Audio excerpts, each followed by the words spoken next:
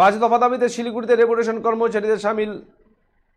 কর্মসূচিতে সামিল এসওসিআই। কেন্দ্রীয় সরকার ও রাজ্য সরকারের একাধিক দুর্নীতির বিরুদ্ধে এবার সরব হলো এসওসিআই। বুধবার দুপুরে শিলিগুড়ি বাঘাযতীন পার্ক থেকে মিছিল করে এইচডি অফিসে স্মারকলিপি প্রদান করে এসওসিআই। মূলত পাঁচ দফা দাবিতে এই স্মারকলিপি বলে জানা যায়।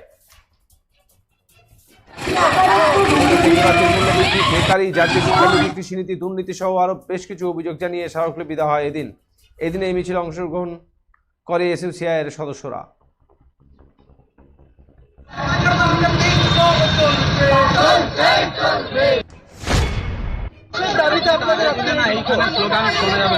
স্লোগান শোনা যাবে না, দরকার নেই।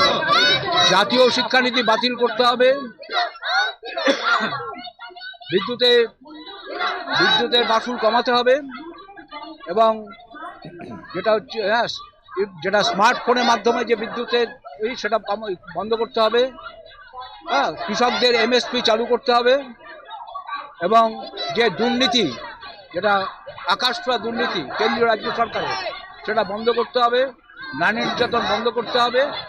এই দাবিগুলোকে নিয়ে আমরা আজকের এই মিছিল করছি।